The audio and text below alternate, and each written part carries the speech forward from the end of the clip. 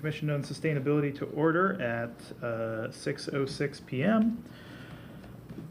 And you're able to take minutes then for now? Okay, so we'll move on to the roll call. Tara? Here. Justin, I'm here. Matt? Here. Zero? I don't think.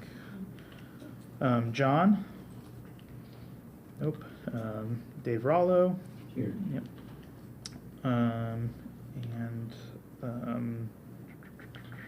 Hunter Hawley, Jamie, Evan,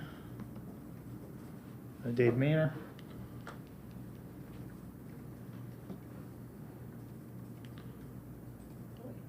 Oh, there we go. There we go. All right. can you hear me? Yep, we got you now. All right. Perfect, thanks. Andrew? Here.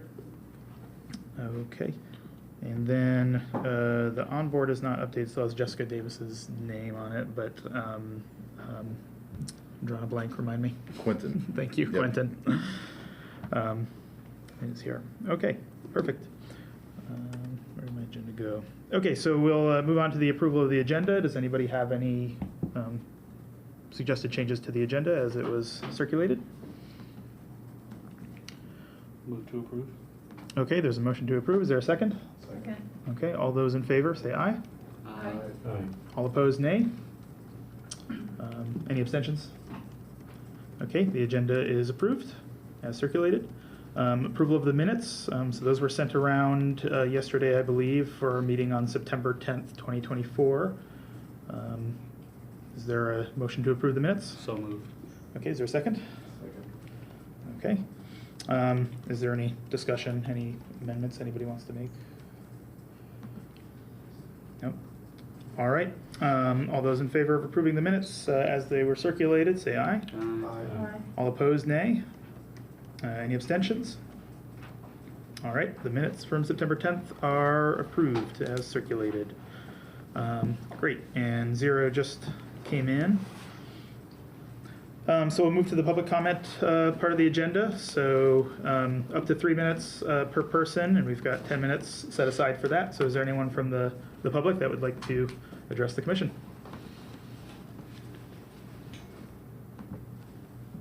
All right. You have 2 people in the waiting room. Oh, great.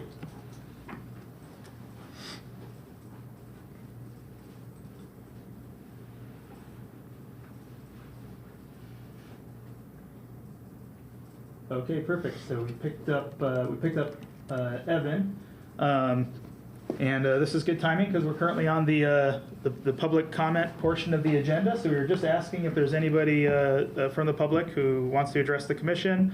There's nobody here in the room that wished to do so, but is there anyone on Zoom from the public who would like to address the commission? Ellie does. Okay, perfect. Ellie, you have the floor. Yes.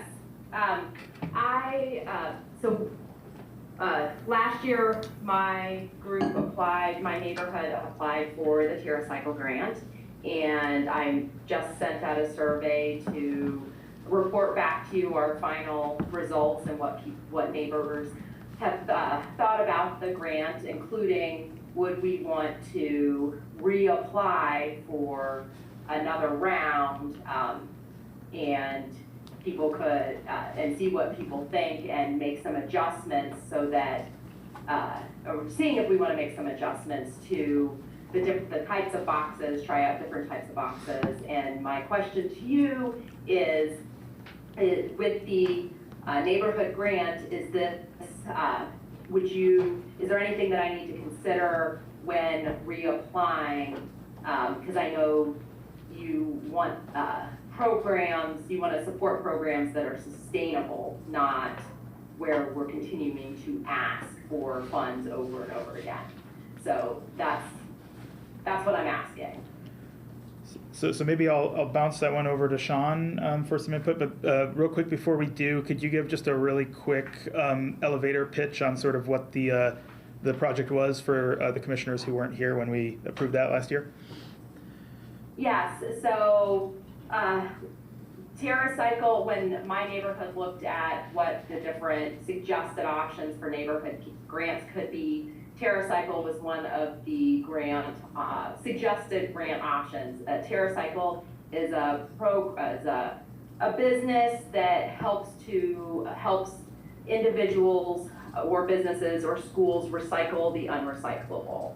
And so they take everything that the city of Bloomington does not take. There's lots of programs that this does cost money. So imagine that anything that you throw away in the kitchen, it can go in the kitchen box. So that's from aluminum foil to tea bag strings to the ring that you take off, your heavy whipping cream, that little plastic, everything that you can dream of goes into this box. And so I spoke to my neighbors, and I had 8 households interested in trying this out, and we chose a kitchen, office, bathroom box, and then we also offered through TerraCycle, there's lots of free programs. And so your BCause gave us the funds. We only purchase boxes during sale times, so that's Earth Day and also Black Friday, and then they have one time in July to try to make sure that we could get as many boxes with $1,000 as possible. And that allowed us to have 5 paid for boxes, and then we also support, let's see, 1, 2, 3, 4, 5 free programs as well in our garage. And so part of this was asking the group what they felt like they would like to recycle, that they could not recycle in Bloomington, and then we explained to everyone how to do this. Now everyone in the group knows how to recycle everything, what boxes to put things in, and we're pitching the concept of trying an all-in-one box, and that would be, if it can't be recycled in Bloomington or in Monroe County, or it can be reused, taken somewhere else, you can put it in this box. This box is more expensive, but it's we want to test out on this next round. With the convenience of it, would more people want to do it, but they say it's easier, so that it would be more sustainable. So we had 1 year where we did, this year was different rooms, and I've gotten some feedback of sometimes it was a little confusing, and I had a lot of people texting and emailing me throughout the year saying, should it go in this box or this box? And so what I want to try this coming year is an all-in-one box, plus the free programs. And because once we fill up that all-in-one box, then then the box is filled. So I'd like to do a comparison study, and then also, once again, if there's any other neighborhoods that want to pursue this as well, I've gone through the gauntlet of figuring all this stuff out, and my family can serve as a support network for another neighborhood. So perfect. that's. So her question ends up being, if she reapplies, Yeah. is that okay? Or is reapplying pointless because it's going to be a no anyway? So she doesn't want to put the work in. Sure. It's going to be a no right off the bat. Sure. So. Yeah, I think, and thank you, Ellie, for everything that you're doing. It's a great project. And I think because it's still sort of a pilot project with your new everything box, I think that's appropriate to fund. And there's not a lot of competition for this funding right now anyway. So I would approve it in 2025. I would just make sure that you're applying as, yourself and not Garden Quest, as planning department directed you to do. Yes, correct. And then you also said I need to find a financial agent, and I have some ideas. Well, I guess I would ask, do you, does the city or does Bees Cause have a suggestion for a financial agent? The one place I was going to look was Kona, because I know they've done that in the past, but What is? I don't know for an individual. Council of Neighborhood Associations. Oh, okay. Oh, I see. I think that would be Yeah, appropriate. that's who I was going to reach out to. Okay. Yeah, I think that would be But appropriate. unless you have some other suggestions. We have other grant applications where the funding would go to a neighborhood association. So I don't know if Covenanter has a neighborhood association that you could partner They with. do have a neighborhood association. I don't know if they actually have a bank account or not. The last time I was involved in a big project with them, they were actually reaching out to Kona to be their fiduciary financial agent. Okay. So I'll certainly check with them and see, since that's a little closer to home. Okay. And there would be the issue of whether they already Okay. had an application in as a neighborhood association. I haven't received anything. No, and I know I need to get it in by December 7th for your next meeting. Okay. Great. Perfect. Any other? Okay, thank you. I Yep. appreciate it. Thanks, Ellie. Appreciate it. Thank you. Yep.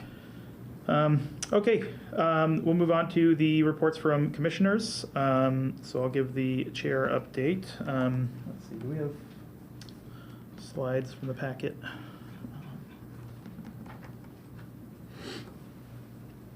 Oh, yeah, perfect. Extra zoomed in, get the nitty-gritty details. Okay, so yeah, we'll start off with the org chart. Nothing's changed since last time, so we still got those mayoral vacancies, and everything else is the same. Going on to the next slide, there is the tentative calendar. Again, nothing too special there, just putting the dates in front of everybody. As far as work sessions go, we haven't had one in a couple months, and December is probably not a good time to have one since people are maybe traveling or busy for the holidays and things like that. So that'll be a bit of a winter break there. And it would also be good to know if people won't be able to make it to the December 10th BCOS meeting, because if enough people are maybe out of town or something like that, then we wouldn't get the quorum anyway. It'd be good to know that ahead of time. So just shoot me an email if you're thinking you probably won't be able to make it to that one. We can go from there. So next slide. So general updates here. So on the BCOS document repository front, there's been a little bit of movement, but not a ton. So we've had some email communications with the city IT department and also with the legal department about how exactly that might look if we set up sort of like a Google workspace sort of thing that could own all of the BCOS documents, and then the city would have read access to those so that they could make copies for retention purposes. I think the last that I had heard was that the folks from IT were going to meet with Larry to discuss that in a little more detail and just get the official position from legal on that. I haven't heard back yet on what the status of those discussions were, so hopefully we'll have more to share shortly. But if we can't get something stood up soon, then we can hopefully just put together a read-only version for everyone here to be able to access, if not actually upload and write things to it. I did send around the bylaws so everyone has a copy of that, and if there's any documents that folks need that they know are in the drive somewhere, let me know, and I can get you those. But hopefully we'll have access restored shortly. Moving on to the topic of grants, so we've got a couple working group grants that are currently in various stages of completion. Today we're planning to talk about the Canopy Bloomington proposal that Andrew brought up the last time that we met. That's just about at the finish line there. And then for the neighborhood sustainability grants, we also have a proposal under that umbrella today, which is great to see. So it's related to pollinator gardens, and we'll have hopefully some more on that a little bit later this meeting. And then, so Sean let us know that that these neighborhood sustainability grants won't be tied to BCOS and require BCOS approval starting in January 2025. I don't know if you were planning to address that in your report, or if you want to talk about it now. Either way works for me. Yeah, so we've had these grants available for about a year now, and it seems like having BCOS approve them is just one more step in the process, and it's really up to ESD's prerogative whether those proposals are approved or not. And so I think also because sometimes you have problems with quorum, it's best if ESD just brings that under their umbrella instead of requiring BCOS's approval of those proposals. So. Okay, yeah, so it's a bit of a change. So maybe open it up for a couple minutes if people have thoughts about that they want to share. If we have time at the end of the meeting, we can circle back to it as well. But I have a related question about BCOS voting. This proposal is my neighborhood. It's my neighbors. So do I just abstain from? I think I'm in it. My family is part of it. Yes. Do I just abstain? Yes. Okay, Yeah. perfect. Thank you. So 1 year out from when you really get that funding, how many of those have we given out, or have been given out? Only one, and Okay. that was the TerraCycle project. Are there any things for next year that could make that, like what are the pinch points? You know what I mean? Like, could we have schools apply? Could we change the structure so that organizations or businesses could apply? Is there any?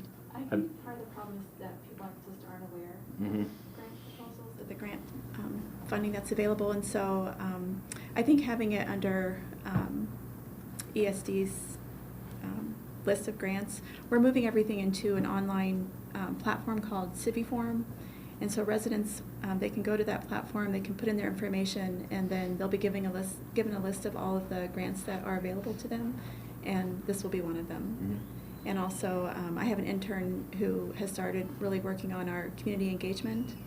And so we're going to start having tables at a lot of events next year and really getting the word out about the grant. So I also hope that all of you will help to spread the word as well. Quentin, do you have a question?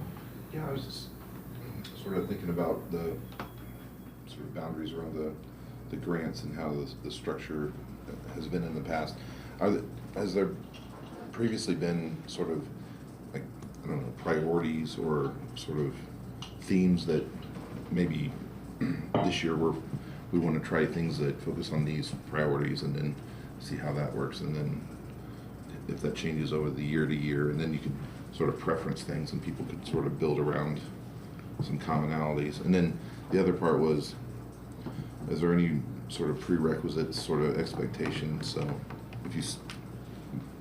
if you get a grant, you have to include, like, this is what we're going to test, here's our baseline, this is what we're ultimately looking to scale, here's how we're going to make sure that it's scalable, like essentially the goals of the project. Mm-hmm. How is that evaluated? For these sustainable neighborhood grants specifically.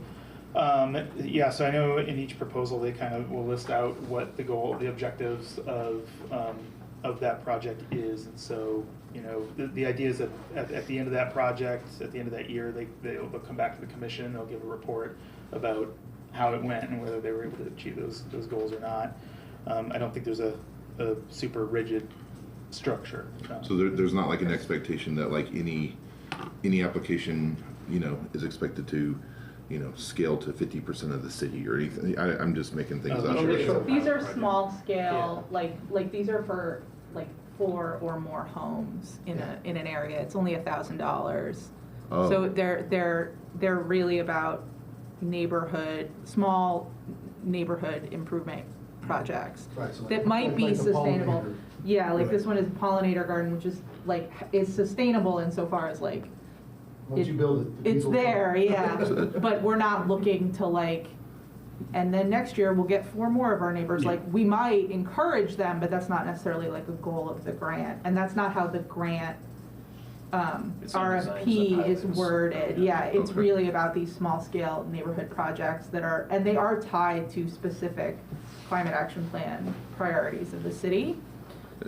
Would it be fair to say that they'd be a grant that's meant to, have a sustainable feature that's sort of like a way of like community building around sustainability or something like that? Yeah. Okay. I talked to a lot of people about this grant, trying to get people to apply, and I think the most common kind of like reluctance that I ran into, and this is very anecdotal conversations that I could just have with people that I know, but one was not knowing how exactly to define a neighborhood. It's very loose in the documentation, but that feeling of like, oh, we don't have a neighborhood association, or like our neighbors are renters, like do they have to be contiguous? So that was one place where people were just like nervous, like, do we count as a neighborhood? And I was like, probably, apply and find out. And then the other was, I would say, and this is not a criticism, but like a lack of imagination of what is possible with the grant. Like I think there's good examples in the thing, and I was talking to a couple of people in another neighborhood, and she was talking about wanting to put in some like benches and stuff for the kids who always wait for the bus, and I was like, that is this, like, but she didn't really see it that way. So I think the community engagement piece and like talking about it is probably like a great way forward. And if there's stuff BCOS can do, can we still be involved in like that community engagement if we're not? Yeah. And I wanted to bring up Earth Day next year. I would love to have BCOS there, have a table there and start talking about possibilities. And we kept the grant application really broad because we didn't know what people wanted to do, and we didn't want to limit people into certain categories of what they wanted to do. So. And these grants, the first time we ever had them was the end of 2023 anyways. So this is all this is still very new to us. Right. Is the unspent funds carrying over, or we start over at 10,000 again? You start over again, 10,000. So if I have a draft grant agreement, say this Grandview Hills Neighborhood Association, maybe it hasn't been executed yet, but as long as I have a draft grant agreement, I can set up a purchase order and lock in those the funding for that. Is the system that you described for sort of the grant eligibility that the city's going to be using, does that have like a template function? Because I wonder if that's also a barrier for folks who've not written a grant before. Like, definitely daunting. If it's just like, if it's sort of like a more plug and play approach of like this goes in this section, that might also remove some of the barriers for. We've been improving all of our grant applications on CiviForm. They're going to be much more straightforward. Survey Apply was very confusing for people and very difficult to set up. So I think CiviForm will be much better, much easier. And please, if anybody has any questions about any grant proposals, have them call me. I'm happy to talk to people anytime. I'd like to get back to the change in approval for those grants, because you said that this grant program started a year ago, and there's only been one applicant. So I'm kind of confused what led you to the conclusion that BCOS is kind of an obstacle for people to get through to get approval when we've only had one applicant, and I don't know if BCOS had any negative impact on that. I just think it's just one more step in the process, and so I think I'm capable of looking at these proposals and seeing whether they apply to sustainability or not, and approve them. I approve lots of grant agreements outside of BCOS. I'm not questioning that at all. So I just think if we can remove that step in the process, the grants will be approved much sooner. What I'm worried about is the precedent that sets, because you could say that about any process that BCOS is involved in. It's just another step. So why don't we just get rid of consulting BCOS, and then we can just move faster? And I don't know if moving faster is always the goal of these programs. I understand where there's some, desire for things to move more quickly, but it's not like we're processing dozens of grant applications. And also, I think going through BCOS is an important step for feedback purposes. There's a lot of people in this room that have a lot of expertise that they are volunteering on this commission to give to the city and to give to these grant applicants. And I think that at the very least, a feedback, system would help improve the final products themselves, and also help BCOS get some face time with these people who are engaged enough to apply for these grants. It would give us a nice foothold in the environmental aspect of our community, I think. Another way to get that would be if Sean has an understanding of what our respective expertise Yeah. are, and then she could basically reach out and say, hey, I'd love some extra feedback, some sort of 2 to 3 person committee for each grant rather than bring it to the whole thing. I think that actually slows the process down more and puts more onus on Sean, because then she has to convene these commissions. She has to remember what everyone is interested in when we have such turnover each year. I think it's just more logical to bring it to BCOS, have a 15-minute conversation. Whoever has feedback that's relevant can give it, and those who don't, it's just another meeting they have to attend anyway, so it's not like a big obstacle. I would prefer if BCOS focused on your working group grants, on those proposals during your meetings instead of the neighborhood grants. I think between Jolie and I, we can handle the neighborhood grants, and you all focus on your working group proposals. Yeah. Given we haven't done a good job of using the working group grants, I 100% agree with that. Yeah. We have resources that we aren't using, so saying we should have more resources and we can't use the ones we have. Yeah, but that's disingenuous. That would fly with me if BCOS was the reason that these weren't being approved. But the reason they're not being approved is because we're not getting applicants. That's not BCOS's fault. I mean, to date, 100% of the grants that we've approved have been these neighborhood sustainability grants, right? And we might add one more to the list today, right? I think initially Michaela and I thought that we would have it under BCOS because BCOS would work really hard to get those applications in, and we've only received one. So I think it's just one more step in the process that it would be easier if ESD did the approvals for those. So just to clarify, is there there's an expectation that there's people that will be driving the sort of awareness and to drive the applications as well? Right. Would the neighborhood, do they now present to BCOS the results of their project, and would that continue? I know this is so new, so yeah. It's happened once, so it's hard to say. Yeah, would Not present. would that continue? Would the results would neighborhoods still report that, or would you include the results of that in your report? I could include it in my staff liaison report. Yeah. I think 1 year is too short of a time to make that call. That it's an unnecessary part of the process, in my opinion. Too small of a sample data. I mean, we spent 5-6 months this year not meeting or something, and that's supposed to be representative of our ability to reach out to neighborhoods and get grant. I don't think it's enough. I think it's premature. And would the same thing happen with the working group grants? That was my point earlier. Those are sustainably commissioned grants. Those are Until the city council changes it. I mean, I guess I should clarify that ESD is the one who provided the funding for BCOS working groups and for the neighborhood grants, so.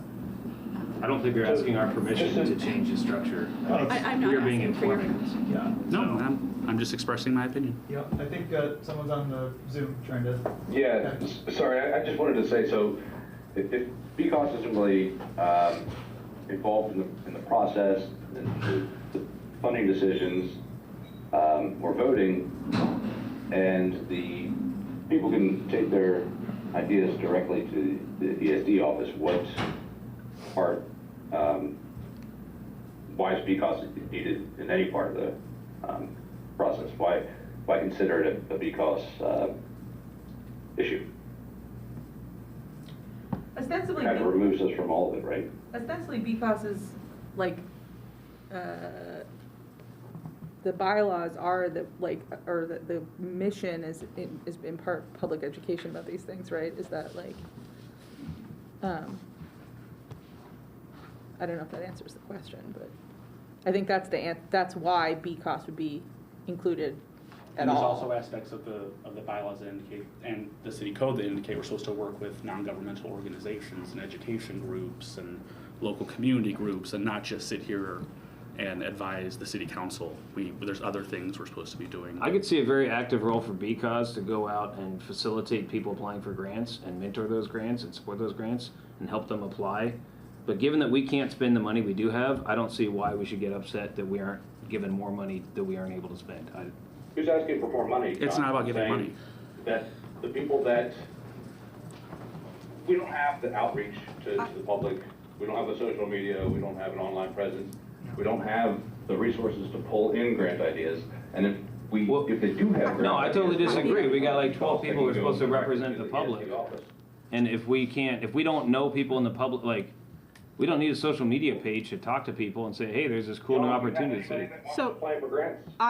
one thing, like I said, I have talked to at least 5 separate, like, people in separate neighborhoods about this grant and encouraged them to apply. And I think one thing that was also a challenge is that because I have a role in voting on them, I did not feel like ethically comfortable helping them write the grant. Like I said, I am in this one, but like literally it's just my name is on it. I did not participate in the writing because I felt that was not ethical.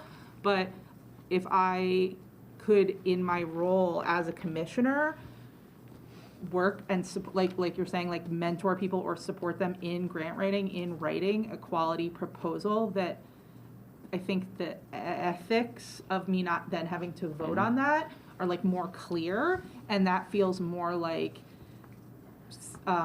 engaging in the mission of this this organization, because I do have expertise in grant writing, and so But it feels less murky knowing that I don't have, like, not being on both ends of it with the public. And it would have been a lot easier as a commissioner and as a community member to recruit people if I could say, like, hey, do you have an idea? Would you like my help?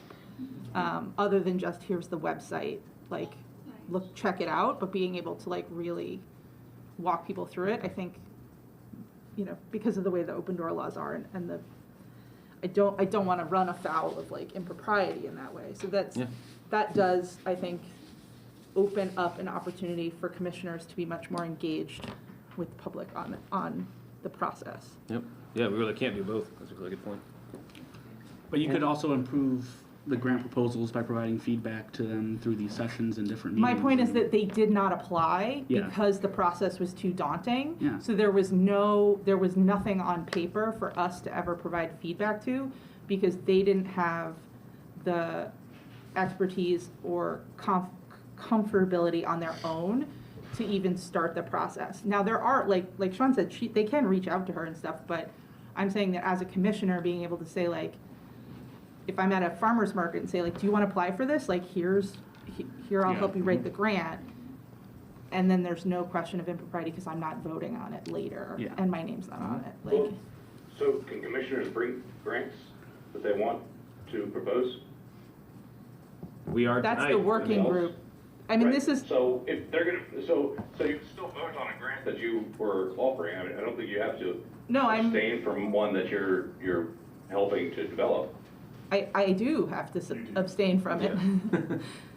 They're going to install one of the. Well, because it's your. In my yard. Did you benefit from it? Yeah. I just don't think it's the role of BCO's commissioners to be grant writers. I mean, you can do that, obviously. I'm not saying you can't, but I'm just saying after you leave the commission, I don't know if there will be other people who will be working to write grant proposals from the ground It's not up. our role. And It's changing supporting people. the process in anticipation of people helping write grants for BCOs is not, in my mind, a sustainable way forward. It's, I'm not it's weird to saying say, that's hey, the can you way- apply for this thing and maybe I'll like it enough? Like, it's nice not to be on both sides of that. I think it's Yeah. also weird to say apply to this thing and they go, oh, are you involved? You go, no, it's other people. Go deal Yeah, with we're it. involved. We're just not Right. the one making the final decision. Like, there's lots of ways to be involved besides. My opinion's been voting for voiced, that. and I don't think Sean's opinion's going to be changed. So I'm I saying move that we go on to the next item We on have the the agenda. opportunity to be, like, to help guide the community through this process and bridge the gap between city government and the city population, which is, like, why we're here as like volunteers and not civil servants. All right, yeah, this is a good discussion, but yeah, we should move on so we have time for everything. Wait a second, are we addressing a motion? Because the motion is actually to move to the next agenda. Oh, sorry, were you making a formal If motion? the chair's going to make the same decision, I will withdraw my motion. Okay, the motion has been withdrawn. Okay, I'm gonna skip the rest of the bullets. Some of these things will come up later. So I will we'll come back to these slides a little bit later in the agenda. So that'll be the end of my report, and we can move on to the next agenda item, which is any updates from the Waste Management Working Group. Matt. Yeah, so we, when it comes to Bokashi, the community orchard, we have pits dug there, and they've got 10 individuals, households committed to that. So we're looking for other organizations, faith-based organizations, other places where we can dig more pits to have a larger impact. So I'll be starting to knock on doors, talking to ministers, pastors, rabbis, et cetera, to see if we can garner some of that, and hopefully First Methodist as well, or First United, is sending out a survey to their community to see if they have enough people that will do that as well. So that's one thing. And then I think it was last month I attended the Association of Indiana Solid Waste Management Districts, and there I met a company called Caldwell's Inc. No, sorry, Caldwell's Inc. Caldwell's. They're a farm, and they also manage all of Shelby County's recycling centers. And so they started a food waste program where I think they only have like somewhere around 100 households participating right now, where they have 5-gallon buckets, and they bring them to their recycling centers and they dump them into a bin. And the Caldwell's takes care of all that. They have a 2,000-acre farm, and so they've got windrows, all that stuff. And so I had Caldwell's present for the Waste Reduction District, the CAC, and they're about 60 miles away, and so we're looking at that as a potential option for food waste in Bloomington. They would, the Waste Reduction District would rent or purchase a roll-off. It would be fully sealed to keep all the birds and the bugs out, and they would essentially collect it once a week. And that would be something where residents would be able to bring their 5-gallon buckets and just dump it into a container, and then they would turn that into soil at the farm. And then I'm also looking at talking to the farm about potentially transitioning some of their food waste into bokashi, because they currently do purchase a lot of fertilizer. And so if they were able to make their own fertilizer from the food waste they're collecting, that would benefit them as well, and that would also bring more notoriety to the subject. And on that topic, there's a city in South Korea that in the late 90s adopted bokashi, and they were able to reduce their landfill, waste that was going to landfill, by 31%. This is a city of over 1 million people. So if a city in South Korea with over 1 million people can adopt bokashi on a large scale, Bloomington also can do that. So I'm probably going to take a field trip to Caldwell's to look at their operation and see if it's something that would work for the Waste Reduction District. Great. And then hopefully next month I'll have the grant proposal ready for the bokashi for the community. Awesome. Great. That's it. Thanks for the report. Next, we have any updates from the ad hoc committee on the sustainability assessment report? Yeah, so thank you for everybody who took the survey to prioritize which climate action goals from the city we would focus on to start, just because we have so little time left in the year. So the one that was prioritized by the most respondents was energy and built environment, followed by green space and ecosystems. And then local food and agriculture, and transportation and land use was very close to that one in terms of where it fell.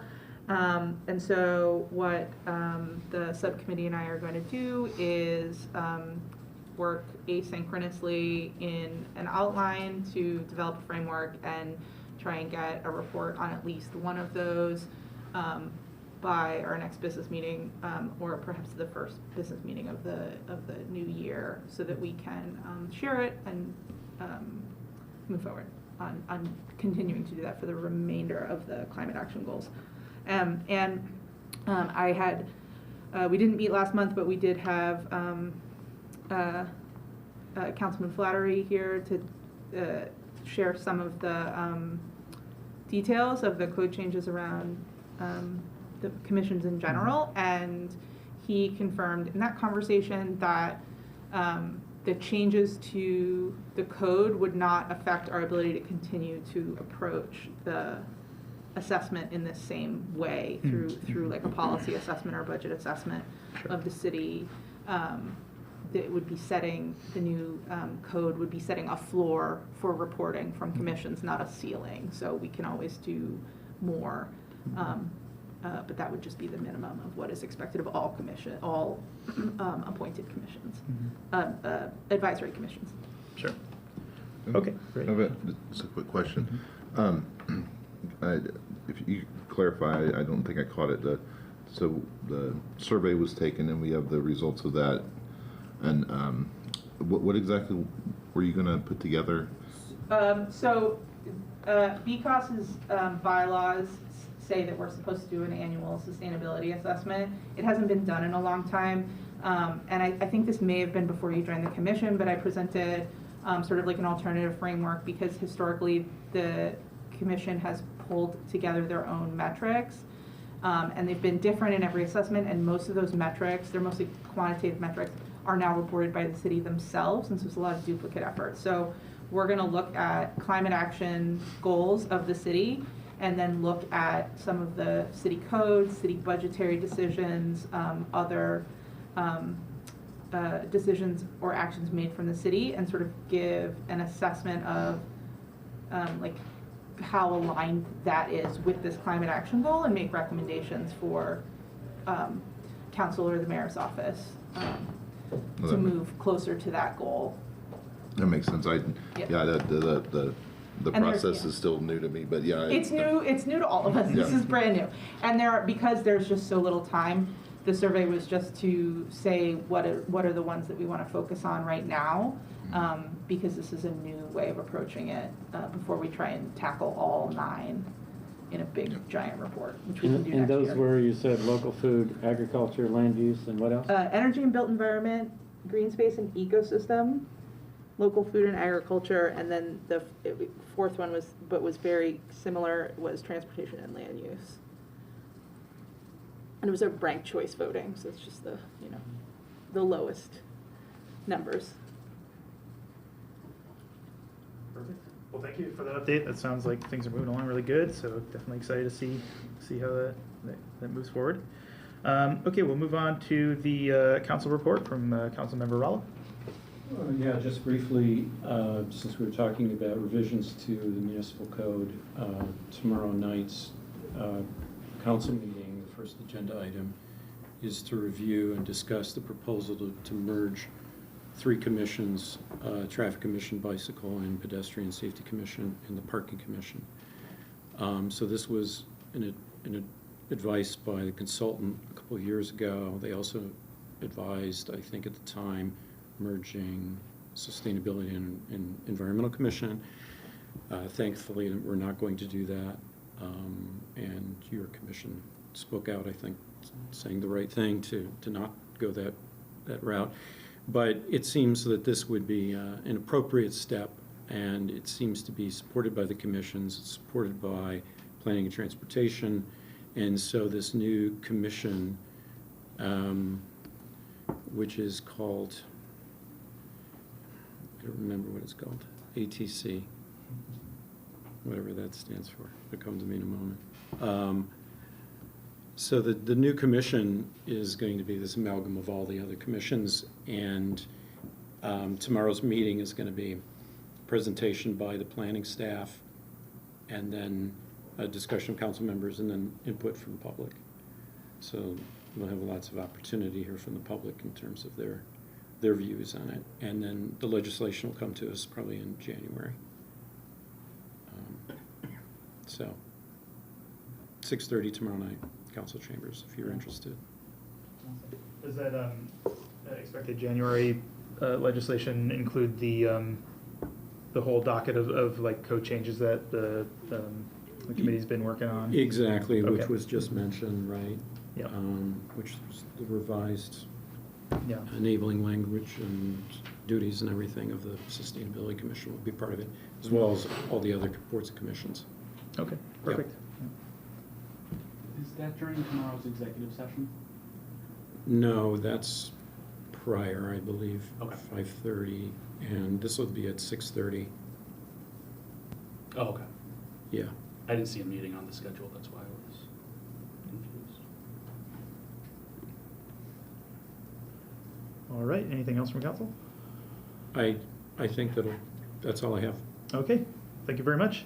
We'll move on to the discussions, of topics not the subject of resolutions. So we'll start with the working group grant proposal from Andrew on Canopy Bloomington. Did you want to provide an update on that to folks? Yeah, so I've been working with Ava Hartman, the executive director of Canopy, and Sean to try to get this across the finish line.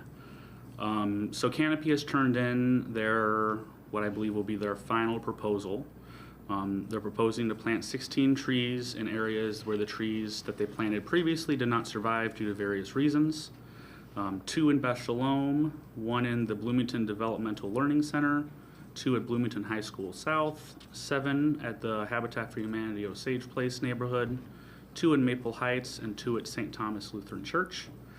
These are all trees that have died either due to poor placement, poor maintenance, disease, that sort of thing. So Canopy will provide and plant and ensure maintenance for the replacement trees. They will take care, the trees will be native to Indiana, resilient to a changing climate. There'll be 15-gallon, 1.5 to 2 caliper trees.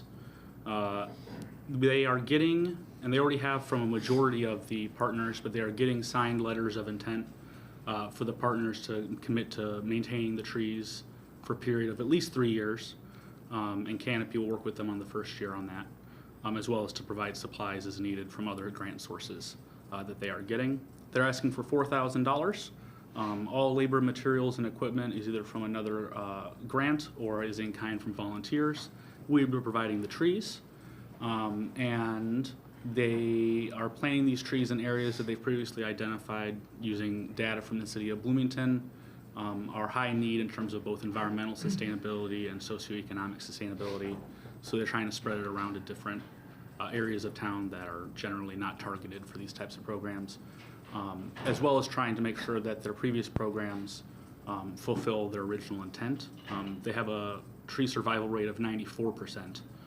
So this isn't just replacing trees that die frequently. This is replacing trees that are an anomaly for the organization. So, like I said, we have a little over half of the committed letters, I think, in at this point. So we're pretty well to go. And Sean had mentioned something about a purchase order to encumber the funds, so that in case our meeting in December is canceled due to lack of a quorum, the funds will be encumbered, and then we can come back and vote on an approval in January or whenever we get to meet next. But the funds will be there, so we won't be losing out on that. But I don't know if we need to vote on that topic today, or if that's a... I wouldn't vote on the proposal until it's approved. No, I meant on what I said about... The PO. Yeah. No, you don't have to vote on Okay. that. So that's the proposal. We hope to get it in sooner, but we had some back and forth on, the agreements between the partner organizations and that sort of thing, and we just didn't want to bet everything on people being able to arrive during the holidays. So I think it's a good compromise. And I was curious if there's a decision on which trees, species were selected for the locations. They haven't told me that. I know they are avoiding evergreen trees because they don't have a good record with them.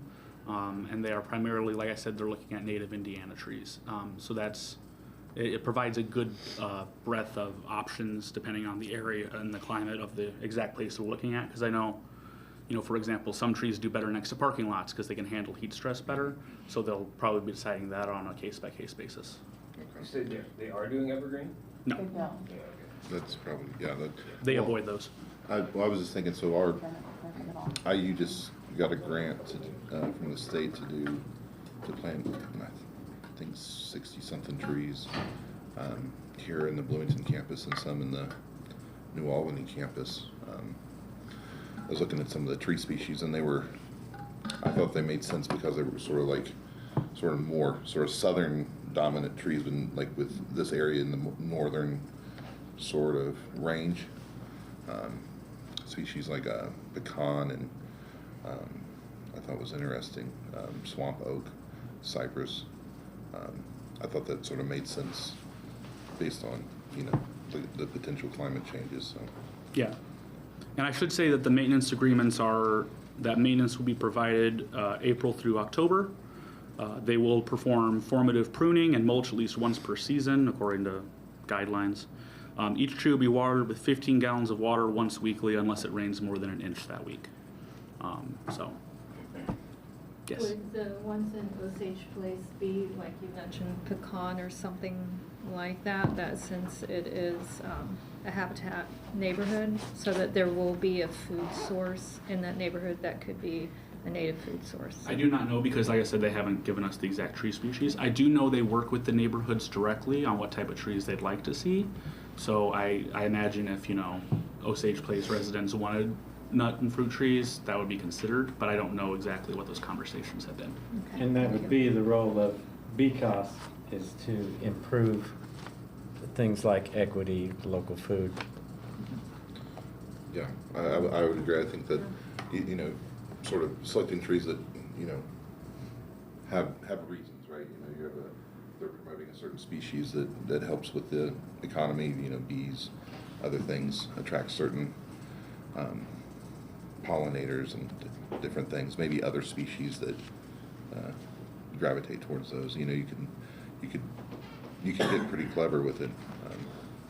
Yeah. I think this organization is highly intentional Yeah. about what kind of trees they plant and where, based on, like, but they only plant native trees. Yeah. And they Yeah, only for what plant it's- trees that they But their think are goal is going not to survive. necessarily local food production. No, they have a different goal. Their goal is primarily expanding tree canopy in Bloomington, especially in areas that are lower income and underrepresented. And so the equity component of BCOS. Do they avoid cultivars, like especially sterile cultivars? Yes. In my conversations with Ava, she said they don't use cultivars as long as they are. I think they said that if a neighborhood requests them, they might consider it, but their focus is entirely native species. Wild type native. I'm sorry. Wild type native. Yes. You know, not cultivars, not something that is, especially sterile ones that don't have very much. She provided me a list of trees when we first met in September orally. She listed the trees that they typically use, and I didn't identify any cultivars, and there's mostly entirely South Central Indiana native trees. And a lot of them are flowering, so pollinators, that sort of thing. I think their fear with fruit trees is if they just put them everywhere, then they'll become a nuisance, quote unquote, to people who may not appreciate them as much as some of us do. So I think they're very deliberate on the trees not negatively impacting the neighborhoods and thus negatively impacting their goal of planting more. For what it's worth, Canopy Bloomington was started, or one of the founders is Sarah Mincy, who runs the Environmental Resilience Institute and works with the Landscape Services at IU and the arborists of the city, and is very cognizant of these issues. Yeah, and they've existed since 2021. and Good they have- organization. I think it was like 240 some trees. They have 241, and like I said, they have a 94% survival rate. So it's a pretty sure bet that these will have a tangible impact on the areas they're planted in. Also, if there's any areas that have like stormwater issues, like flooding and things like that, certain tree species are good at soaking up the water. So you They overlay prevent damage. the climate action data that the city collects with some of the sustainability data on income and underrepresented communities, and then they try to target areas where those overlap specifically. So if there's an area that's prone to flooding and the city has identified as such, it would definitely be a candidate for a planting. Their data has a lot of stuff on low canopy also for like low pedestrian canopy and stuff like that.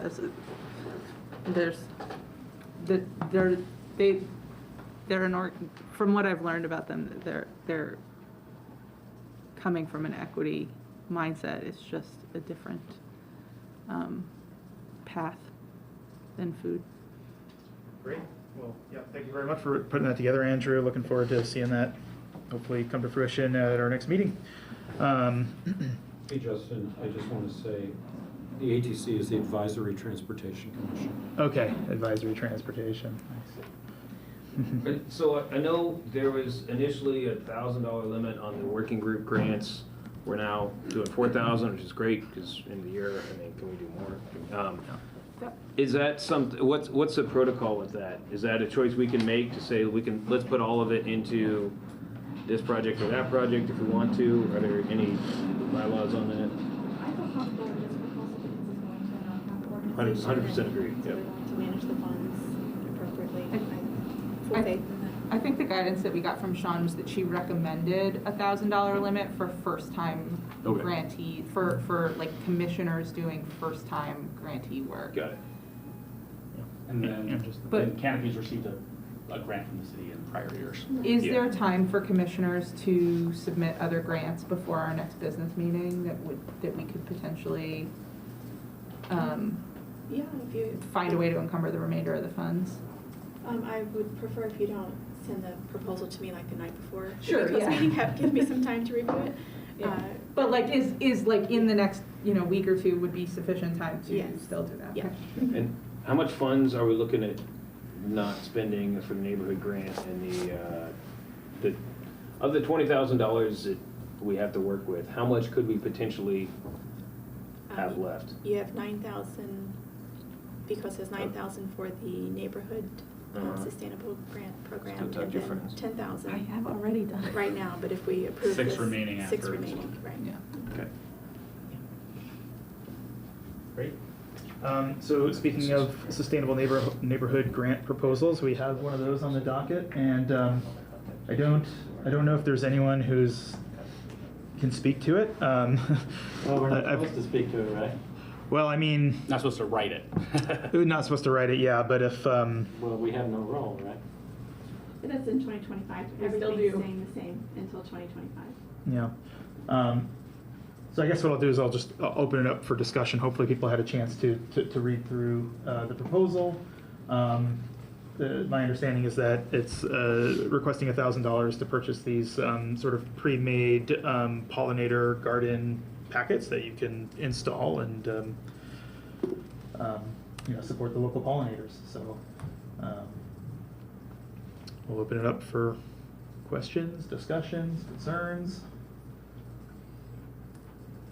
I'll just add that I spoke with the person who applied, and they're really excited about this proposal, and I let them know that after 12 months, if they have additional residents in that neighborhood that want to install a pollinator garden, they can apply again for the same grant, but they would need to wait 12 months. Was there a list of species that are included in these kits? Because I noticed the kits are sold from Minnesota, so I just want to make sure they're local, because they say native, I want to make sure they're native to our climate specifically. I didn't see. And are these all plants or are they seed mixes? It says 174 new pollinator plants. They say we're seed I don't know plants, if so I'm it allowed seems to, like I know plants. the answers to these questions, but I don't You know can if I'm answer. allowed to. You're allowed to As a abstain. resident, You I was can. like, okay. Yes, no You're problem. not They are plugs. They're a class of plugs, and they come with recommended layouts and spacing. The person who is organizing this has coordinated making sure everybody properly solarizes the area to get the defined space cleared. The question we did in the neighborhood discuss that question of these are in Minnesota, are they real natives? And they're all plants that are native to our region here, and are selected based on the appropriateness of the particular site. So there's rain garden for on a septic field. Some that are, the Easy Street is one that's a low maintenance, good for first time gardeners. There's a shade kit for a plot that has a lot of tree cover. So those were that was why they were selected. Thank you. Okay. Now I'm not a citizen. I'll be back on the committee. Seems good to me. There's some Indiana nurseries. Yeah, I think they picked that one specifically because they had all the education material that came with it. That was plant this one here, plant this one here, and it was it was the accessibility for people who have not done a lot of gardening in general. Makes sense. Is this Prairie Moon? Is that Yeah. Yeah, they're good. Prairie Moon also, there's a lot of seeds in the libraries, a lot of native seeds in the library seed bank, in the library seed library at the downtown library that come from there. Do you know if there's a warranty or guarantee on them? So like if you plant them and 2 days later they're all dead, or you just? I don't know. The seed packets I was usually not have a involved in the germination writing rate grant, yeah. for the, for the batch. Mhm. They'll be like, 70% germination rate or something, they'll Yeah. test that. I don't think the plugs have any sort of guarantee, but I wouldn't, if it's alive when it gets to you, or even mostly alive, should be good if you keep it watered. Okay. So just to be clear, so this is both seeds and plants? or No, just it's plugs? flats of plugs. Just Yeah. plugs, okay, all right, because the seeds may take some care and Yeah, stratification. seeds are hard. and everything. Seeds are hard. That was the Yeah, the same thing as getting the pre-made kits with the education materials was getting the plugs, because it's a lower barrier to entry for households that don't have a lot of experience or have not had a lot of success. And they will use cage or something. And for the planting, knowing that there's a lot of plants in each one of those likely, are there enough people to plant them? You have all of that organized, so it would be like a planting party to get them in the ground? It was one of the before they dry out? questions on the survey that the person who coordinated the grant did ask about, like, when would you, like, when in the year would you do this, based on like when they're supposed to arrive. I think it's between March and May was when they would be delivered, based on availability from the nursery. And there was a question of, do you need like assistance from anyone else to do this? I answered, I don't know how anybody else answered. I answered no, because I can do it myself. But. They're also trying to get 20 native trees from Canopy. We're like a priority 2 neighborhood for Canopy because of our low canopy cover. Nice. We lost a bunch in a storm. Ah, I did too. So the goal here is to increase the pollinator, promote the pollinator population, is that right? Yep, within that particular neighborhood. Do we have like goals? And increase natives as well. Do we have like, I'm not in that. sort of like a benchmark or like a goal that like where we're trying to get to for these neighborhoods on these different topics, or? Do they do any reporting?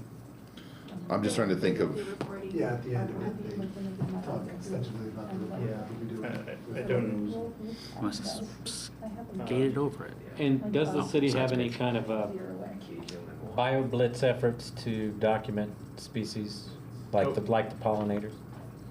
I have no idea. Sorry, what was the question? Whether the city has any kind of bio-blitz, like biocensus of the biodiversity and the species in the city? Well, that- Well, sometimes for the Parks Department, we partner with IU. I use classes to do that type of thing on parks properties, just for example. To get those, baseline metrics of what the species are and whether you can get any improvements. well, then that's kind of what I was getting at too, because if we're, I'm trying to think, okay, whether or not we would want to approve that or not approve it, like, it would depend on if we're, how far away from where we want to be. So if we had those sort of metrics, then we would know what sort of delta we got to fill, and that would help us. So yeah, I wonder if there's a group that might help us understand that, right? Like, no, there's, like there's only so many pollinator gardens you can, like, theoretically, right? I mean, Okay, they'll send us photos and do a survival rate analysis. Okay. And I personally like that 2 of them are putting them into current gardening beds, and 3 of them are removing grass turf Mhm. and replacing I it like with that. that. I think grass is pointless. So I'm very happy that 3 of them are removing turf to put that in. that's great. I feel like this is the exact type of proposal that we want to see. Yep. So in terms of voting on something like this, I had a bullet point in my slides, and we don't have to bring it back up, but I'll just kind of recap it here, because I've had a couple questions from folks about how the voting works on the sort of grants and stuff, because in the past we've done first reading, second reading, or we've just voted to bypass that process, right, per the bylaws. Looking through the bylaws, the first reading and second reading pertains to specifically to resolutions in the bylaws. And then there's other language in the bylaws that talks about voting for other purposes that aren't resolutions and not requiring a first and second reading for those sorts of things. So we do that for day-to-day business, like approving agendas. We do that for elections, right? So my reading of the bylaws is that we wouldn't have to do a first and second reading on something like this. We could just vote like we normally vote. We would do a recorded vote where we go around the room and get everyone to to verbalize their vote. But I don't think that we have to, also vote on it again next meeting or try to, kind of get past that. And we also set the precedent last year by doing that in one vote, so. Mm-hmm. Yep, exactly. So yeah, I just wanted to clarify that for folks. So, if anyone would like to make a motion to, approve this proposal. Okay. I'll make the motion to approve this proposal. Motion from Jamie. All right. So that's the motion on the table. Is there any discussion before we move to a vote? Okay. Seeing no discussion, we will go to a vote. So we'll do a roll call vote here. So we'll just go down the line. Tara. Abstain. Okay. And then Justin, I will vote yes. Matt Austin. I vote yes. Zero Rose. Yes. John Eldon. Yes. Dave Rall. Yes, I forgot to add that it fits well within a sustainability action plan under Chapter 7, Ecosystem Health. Mm-hmm. Perfect. So yes, vote on that? Yes. Okay. Quentin? Yes. Okay, Hunter's not here unless he's on Zoom, but I don't think so. Jamie? Yes. Okay, Evan? Is Evan on the line? Yeah, I vote yes. Okay, and do we have to have them turn on the video for the vote? So? Yes. Okay. Keep trying your video. Yeah, keep trying your video and then cast your vote. Okay, video on, vote yes. Perfect, thank you. Okay, David Mayer? Yes. Great. And Andrew Gunther? Yes. Okay, it's unanimous, so the motion is passed. Yay, money. All right, thank you for that, everybody.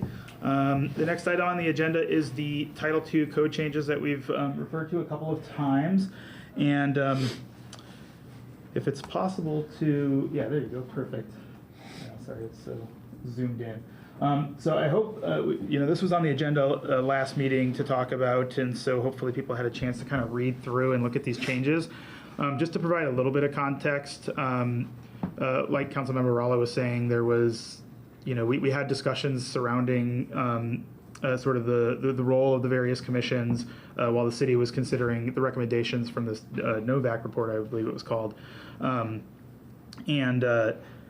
And so during that time, we put some thought into, how the code is written for our commission and discussed what we'd like to see changed, added, removed, that sort of thing. And then our chair at the time, Emma Ferguson, transmitted that information, over to, I think, Councilmember Flaherty, but the Committee on Council Processes, I believe it's called. And so they've been going through all the commissions really and just kind of reworking the language in that part of the code to reflect that input that they received from the commissions.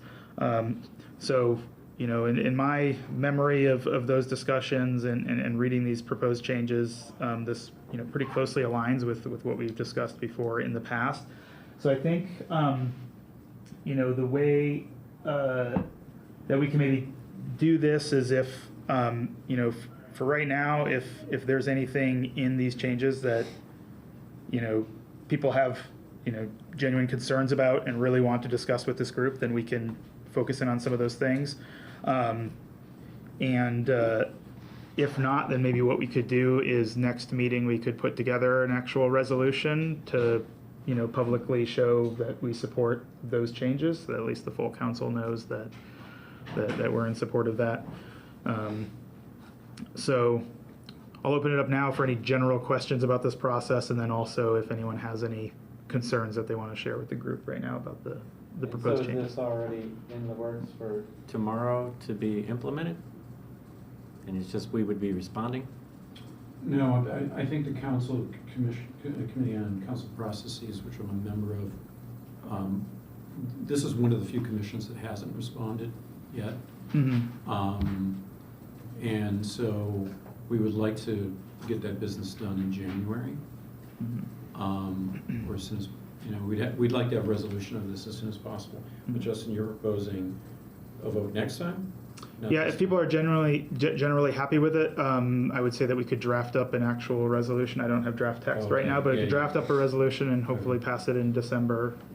In December, yeah, that would be great. Yeah. So then we can take action. So no, to your question, we're not gonna pick this up, do this, anything about this tomorrow. It's only transportation. Sorry. Just a question. I know I'm going to derail this from what you're saying, so my apologies. No. I know in one of the working groups this summer, we talked about, and I talked about resiliency and sustainability. So, resiliency is about shocks. When we have these different types of shocks, to me, that is, thinking about being sustainable, you have to be able to roll with those kinds of shocks. So resiliency would be something to consider, but I haven't read anything in that, and we really haven't discussed it much except me bringing it up at one of the working group meetings. Yeah, I don't think resilience is anywhere in the language. Yeah, so I think, if we wanted to incorporate more notions of resilience in the work that we're doing, it's also something that we could, sort of internally pass as a resolution. So we did this for the Sustainable Development Goals, for example, back in late 2022 or maybe early 2023 or something. We passed a resolution that said that this commission and the work that it does is going to try to align those efforts with specific identified sustainable development goals. That concept is now reflected in this new proposed language. I think if we were going to suggest, the addition of new language into here, it's possible we could do it, but this has been in the works for long enough. I would think if we had some serious concern that we all felt that needed to be addressed, then we could go with that. But otherwise, I think we can kind of decide how we want to operate internally. I'm just going to add that last paragraph there at the top right, where it says, along with sustainability components of relevant city plans, soon you can add the climate resilience plan. I've been working on that for the past year and a half, and I've been working with an intern to try to get it across the finish line, but eventually you'll be able to add that plan to the list. So the city's about to have a climate resilience plan? A draft, yes. When would that be out so we would be able to view that? I was hoping by the end of this year, but I don't see that happening yet. It's going to be very comprehensive, and I'm trying to put for every climate risk what we're currently doing to address it, what we've already done and what we're currently doing, so that it's all in one place. So. Yeah, and to have some input from the commission. Absolutely. I like the idea of including resilience explicitly, but implicitly because it refers to the United Nations Sustainable Development Goals, or 17, and they speak about resiliency within those goals. So it is sort of there, but I think that, mitigating climate change through reducing carbon is one thing. The other is to make them, Yeah, to the acknowledge, city that it's in progress. Yeah, you have to adapt to it as well, so. Yeah, the adaptation goals. I'm just curious on on this topic with the resilience as part of it too. Can you help me understand where because the city of Bloomington has a climate action plan. Where can you help me understand where that sort of ends and or are we part of that, or what's our purview in relation to city of Bloomington's plan. Yeah, I believe we played a role in when the climate action plan was being drafted. I think we provided some inputs. I wasn't here during that time, or maybe that was just the sustainability action plan. But I think our role is generally to, advise the city on the implementation of those plans as they're written. So would they, so like an example, would they lead on like city building, like an infrastructure type of work, whereas this commission would sort of be more broadly within the community? Or is that a good example, or do you have a better one? I feel like that's a good analogy, a good explanation, because I think BCOS is out in the community more and trying to get more residents to be more sustainable and try to achieve our goals that way through changing behaviors. And also you have the working groups, so like with the waste management group, they're trying to increase composting and bokashi and those types of projects out in the community. Yeah, okay. I was just thinking too, like with the energy section, because people were mentioning that was a priority. I'm sort of thinking out, in my head what sort of might be some priorities there. I just want to make sure that I'm not like, thinking within the scope of like the sustainability group, or should I be thinking more like within the community, or how do I basically draw a circle around what we're doing here? That's what I'm trying to do. I shared with Councilmember Flaherty at our last meeting that was canceled that I had an issue with 2.12.1008B, which begins with to advise and make recommendations to the Bloomington Common Council. I do not like the striking of city administration and replacing it with mayor. I think I understand the reasons for that proposal, but I think it's unduly constraining in the work we may do. Yeah, and that kind of goes to what you're talking about. We're not just advising the local residents. Because I think there's a lot of situations, and I understand wanting to streamline processes, but I think, the mayor's a very busy person who may not be as responsive as some members of the city administration who may be more inclined and ready to give advice and feedback, and also accept advice and feedback on different issues. And I think, even if our process is to, talk to the mayor as a priority, I think having city administration gives us satisfactory leeway to handle situations as they arise. So one of the proposed changes from Councilman Flaherty, mayor's office, Which I also don't like, Okay. but I think that may be, yes. I think you may have mentioned that. I think it provides the same problem, basically. I think if we're like working on an issue relating to transportation, for example, I think it helps us more to talk to those people than to talk to a schedule in the mayor's office who tells us the mayor will be able to get to you in 3 months. Good luck working on it in the meantime. Because that's not slamming against the mayor. The mayors are very busy people, and I've been on city commissions for 10 years, and I've never had a mayor show up to any of the meetings I've been to. So I worry about the access implications of that. so city administration would refer, I just want to make sure I understand, it would refer to the elected officials as well as the city government employees, Yeah, so it would be civil servants of the mayor and those people appointed by the mayor and the staff that they manage. In various departments. In various departments, yes. So the planning director, the ESD director, et cetera. But that's my personal opinion on that. I agree. It's a good catch. Thank you.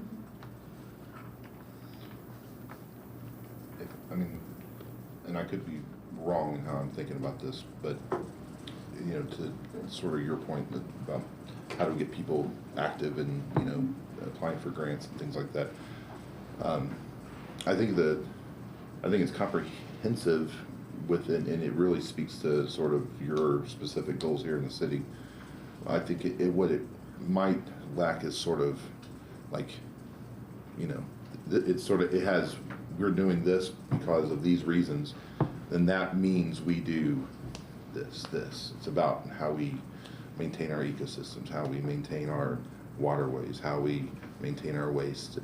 And maybe if there was like some examples, like specifically within that. I'm just trying to think of like what could be added to that that would just reinforce the message, but also sort of inspire people to sort of, I understand what this means, you know, let's apply for this grant, you know.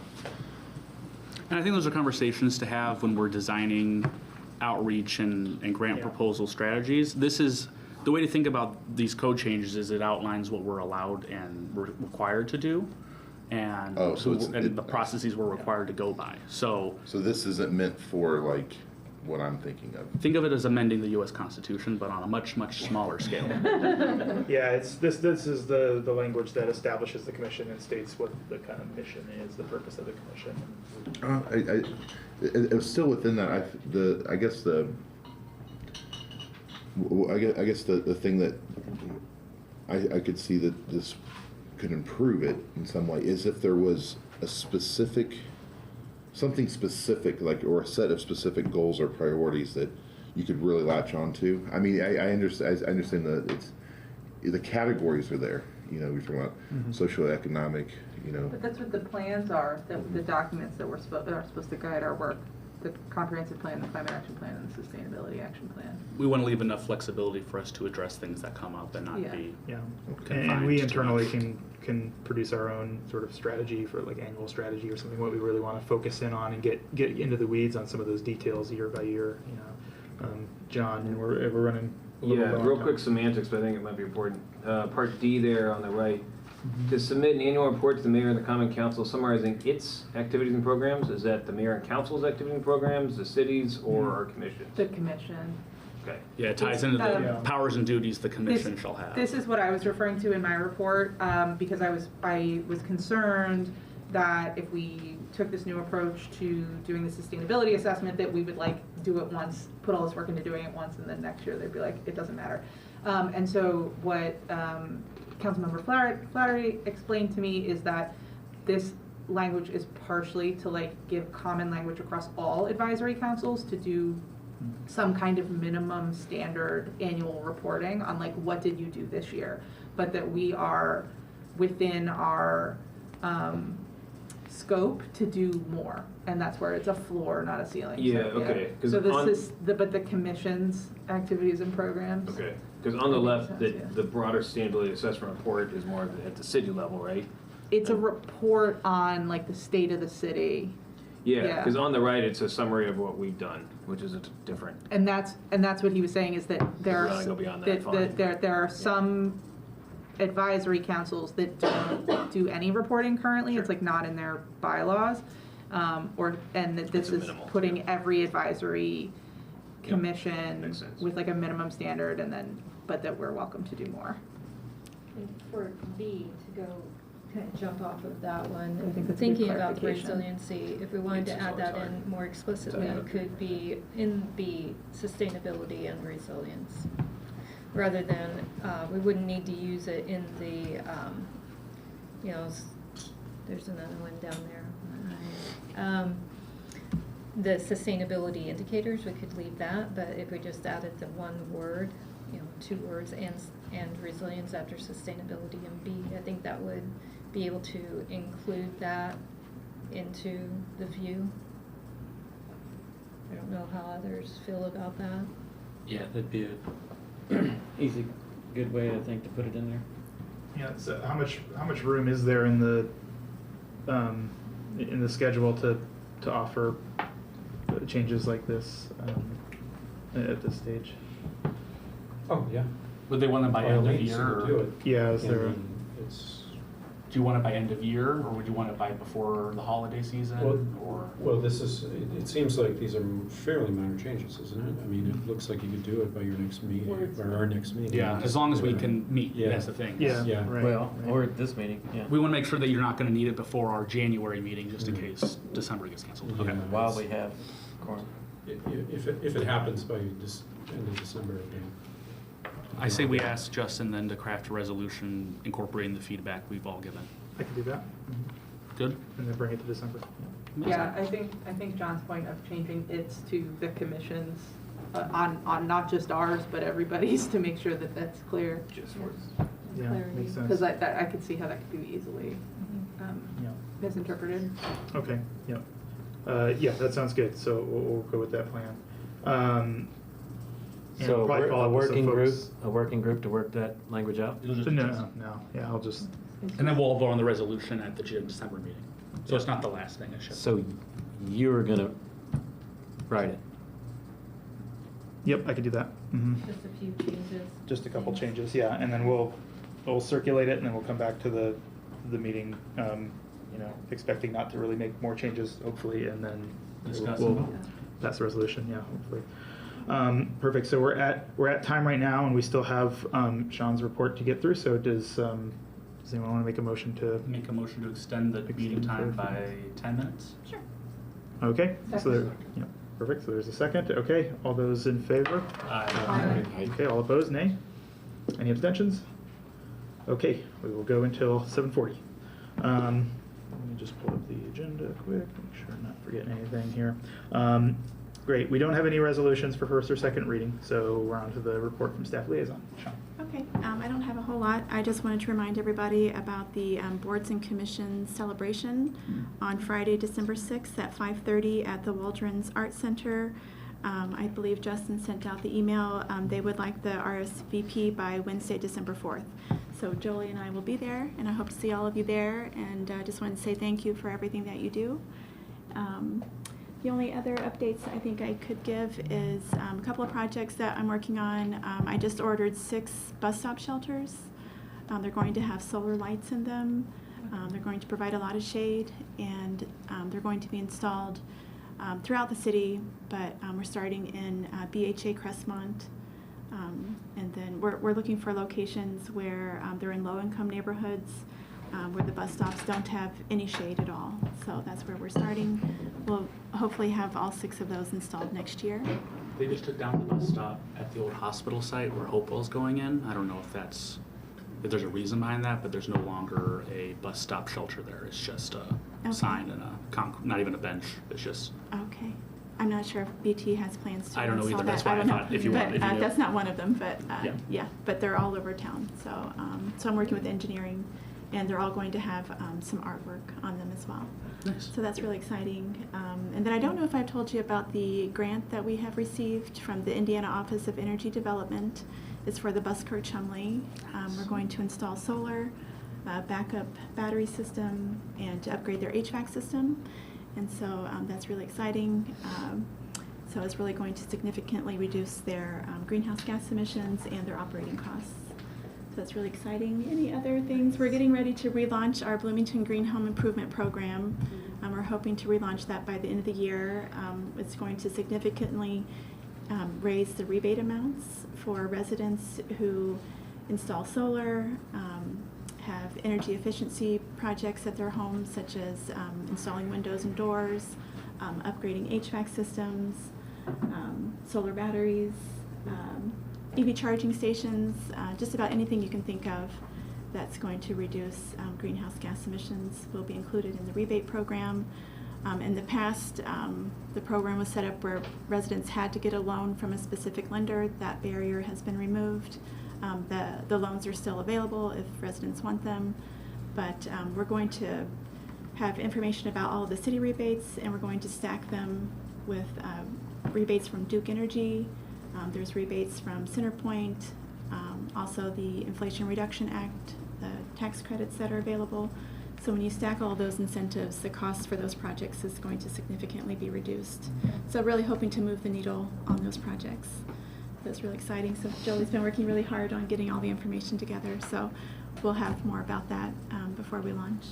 So if you can help spread the word about that once we launch, it'd be really appreciated. My good friend Nick Kapp who's a former EC chair, is on the Buskirk Chumley board. He's real excited about the Wonderful. improvements. Another part of that that grant program is we're including climate resilience, and so whenever we have an extreme heat day, ESD will pay for free movie screenings at the Buskirk Chum. So that's nice. I believe that's why we were selected, is because we tied greenhouse gas emission reductions with climate resilience. And so are there any restrictions as far as the city's processes on things like the bus stops to prohibit putting a green roof, like pollinator space, on the top of those bus stops? So the bus stops are installed by either BT or ESD currently.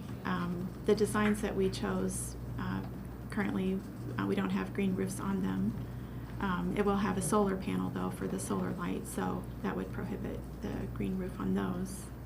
Oh, so there's a panel on the top? There's going to be a solar panel on top to power the light. And that'll help because there's some bus stops that Uh-huh. aren't near a street light. That's right. So it's really going to increase safety. Couple in my neighborhood that are, Yeah. they're dicey. Very Yeah, dicey. right. Concerning. Yeah. So really excited about that.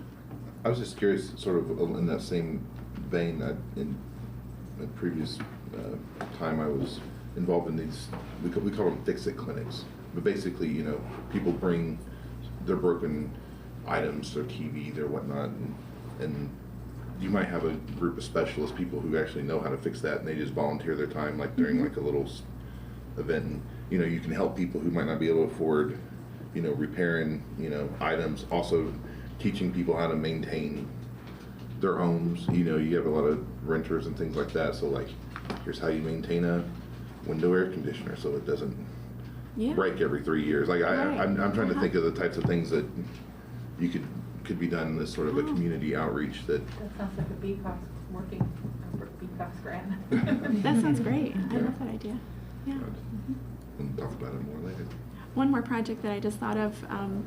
We are getting close to setting up a contract with a vendor to replace all of our LED lights in City Hall. So that was part of the Energy Efficiency Community Block Grant, and so we're going to be receiving $141,000 back from the EECBG. So. Oh, okay, I see what you're saying. Uh-huh. I thought you were saying replace the LED lights. I was like, We are replacing or no, all of the LED lights. I know. Yeah. I'm confused. I'm sorry. That's okay. It's a long day. Yeah. So it's great to see projects that are going to be. You're replacing with LEDs, or you're taking LEDs out? We're updating all of the LED lights. Some of these lights are from 1998. Got it. Okay. So LED retrofit is. Retrofit, right. Yep. Got it. I thought you were saying Yeah. like replace them with a different form of. Oh, yeah. No, upgraded Upgrade. LEDs. So are the ones taken out going to be redistributed to anywhere else they recycled could still appropriately? use them? They'll be recycled appropriately. They're not going to be reinstalled in City Hall. Is that what you're asking? Just Or a different like building? made available to other organizations or entities to use them through the rest of their lifespan. I don't think that's part of the project, but they're going to be recycled, reused. It's part of the contract that the vendor takes the used LED lights. I think, do you have a utility incentive or for these, like from Duke or something? Is there like a rebate or something, or as part of the LED project? It's part of the Energy Efficiency Community Block Grant. Yeah. So we're going to be reimbursed $141,000. So I think that the vendor, the contractor you work with, they have to turn those in some way to like prove that they were actually replaced. Returned. I think that's how it works. But Okay. you could potentially repurpose the rest of it, but the lamps, I think you have to turn in. We have about a minute 30 left. Yep. Perfect. Well, thanks, Tom. Yeah. All right, we've got a minute 30, more or less, for member announcements, which we usually don't get to on the agenda, but it's mostly just there for if anyone has any sustainability-related announcements they wanted to make to the commission. Could I just address new business maybe as part of it? Or do you? I just have a quick announcement. Yeah. Thursday, BZA meeting, 5:30. We're trying to get to be able to teach gardening in the home. And so if you support being able to teach gardening in the home or outside on the property, please show up and make a comment. And we're the only ones on the agenda, so it should be fast. Starts at 5:30. Perfect. All right, new business. So going back about 15 years, we've required native plantings for new developments. It's come to my attention that we're not following through with that in terms of enforcement. So I drive around town and I see non-native invasives everywhere, and they're propagating from those sites everywhere in the community, which is totally opposed to our goal in the Sustainability Action Plan, which is to reduce invasive plants on both public and private land, like by the tune of 100 acres by 2023 last year. So anyway, I think what we need is really attention to this. because we're going backwards. We need to enforce our code, essentially, and that hasn't been done through planning and transportation. Going back to what Andrew said about our work with various departments as opposed to just the mayor. The former city senior environmental planner, Linda Thompson, and I talked about Yep. this, and she said Yep. she would really, when she was there, she would have liked to see an under position under her Yep. for compliance, things like that, so. Yeah, so it's something to work on. Maybe it's an item for new business at some point. Okay, Everyone join me in thanking Cass for staying late. I know you guys don't want to be here after 7:30. Thank you so much. All right. Move to adjourn. All right, do we know what to do? I don't know. All right, there's a motion and a second to adjourn. All those in favor say aye. Aye. All opposed, nay. All abstain? No, probably. All right, we are adjourned at 7:40. But just the force of having booked.